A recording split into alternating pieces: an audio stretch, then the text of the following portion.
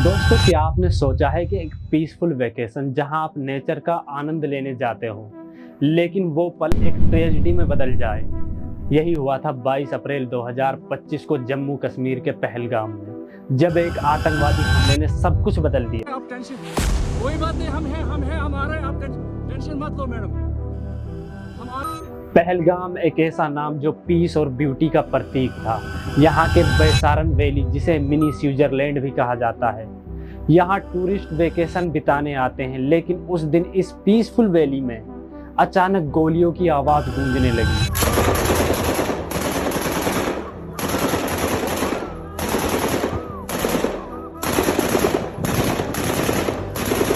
इस हमले में 26 लोगों की जान गई, जिनमें से अधिकांश हिंदू थे, और 20 से अधिक लोग घायल हुए।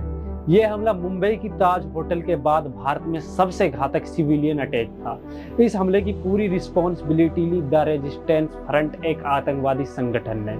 टीआरएफ की स्थापना अक्टूबर 2019 में आर्टिकल 370 हटने के बाद हुई थी। इसे लश्कर तैयबा का फ्रंट ग्रुप भी माना जाता है, जिसे पाकिस्तान की इंटेलिजेंस एजेंसी का सपोर्ट प्राप्त है।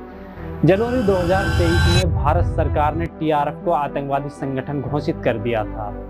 इसके लीडर शेख सज्जाद गुल को यूएपीए के तहत टेररिस्ट घोषित कर दिया था, जिन पर पत्रकार सुजात बुखारी की हत्या का आरोप था।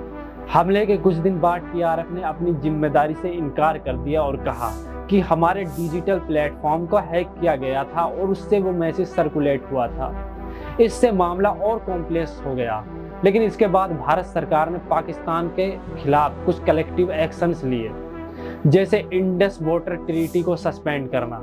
जब भारत सरकार ने 1960 की इस संधि को निलंबित किया, तो पाकिस्तान ने इसे एक्ट ऑफ वॉर कहा।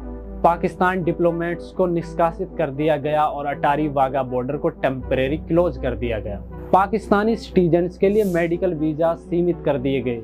वैली में आतंकियों के खिलाफ मिलिट्री ऑपरेशन शुरू कर दिए गए। FATF में पाकिस्तान को ग्रे लिस्ट में रखने के लिए डिप्लोमेटिक प्रयास तेज हुआ। इस हमले ने इंडो पाकिस्तान टेंशन को और बढ़ा दिया। इंटरनेशनल कम्युनिटी ने भी इस अटैक की निंदा की और रीजन में पीस बनाए रखने की अपील की। लेकिन दोस्तों, हैरानी इस बात पे होती है कि अटैक के बाद कुछ शहरों में कश्मीरी मुस्लिम्स को हरेसमेंट और थ्रेट का सामना करना पड़ा। उत्तर प्रदेश में मुस्लिम शॉपकीपर को गांव में आने से रोका गया और हरियाणा में मुस्लिम्स की दुकान को तोड़ा गया।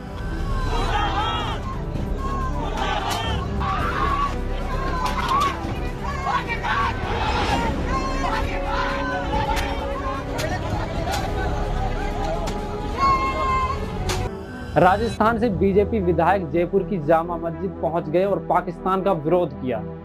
छत्तीसगढ़ बीजेपी के ऑफिशियल एक्स अकाउंट पर एक पोस्ट किया गया और जिसमें लिखा, धर्म देखा जाति नहीं। मैं इन लोगों से पूछना चाहता हूं, ये लोग उस वक्त कहां थे जब MP में आदिवासी के ऊपर पेशाब किया गया?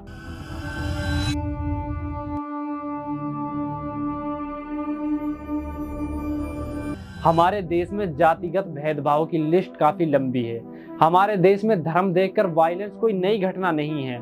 उत्तर प्रदेश के देवबंद में करनी सेना के लोग तलवार और हथियार दिखाकर मुसलमानों को देवबंद छोड़ने का अल्टीमेटम देते हैं, और हमारे देश के अर्नब जैसे कुछ निकम्मे पत्रकार इस अटैक के लिए सुप्रीम कोर्ट को जिम्मेदार ठहराते हैं।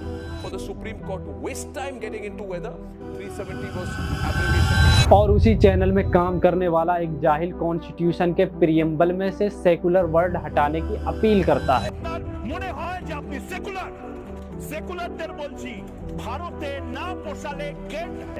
अब इस जाहिल को कौन समझाए कि सेकुलरिज्म हमारे संविधान के पन्ने पन्ने में है। अगर इसे इंट्रू से हटा भी दिया जाए तो कोई फर्क नहीं पड़ेगा। एक तरफ प्राइम मिनिस्टर नरेंद्र मोदी देश में यूनिटी की अपील कर रहे हैं और दूसरी तरफ बीजेपी के जाहिल नेता इनडायरेक्टली मुसलमानों को टारगेट कर रहे हैं। जो आतंकवादी चाहते थे वो उसमें सफल होते दिख रहे हैं। देश में नफरत का माहौल बन चुका है, जिसे देखकर आतंकवादियों के आका और हाफिज सहीद तो बहुत खुश हो रहे होंगे। लेकिन कई जगह पर सिविल सोसाइटी ने यूनिटी दिखाते हुए कम्युनल हार्मनी की अपील की। देश के लोगों को समझना होगा कि इंसिडेंट सिर्फ एक ट्रेजेडी नहीं था, ये एक वोकअप कॉल था। टेररिज्म किसी धर्म जाति को नहीं देखता। हमें एकजुट होकर ऐसे अटैक के खिलाफ खड़ा होना होगा, बिना किसी भेदभाव के, बिना किसी हेट के।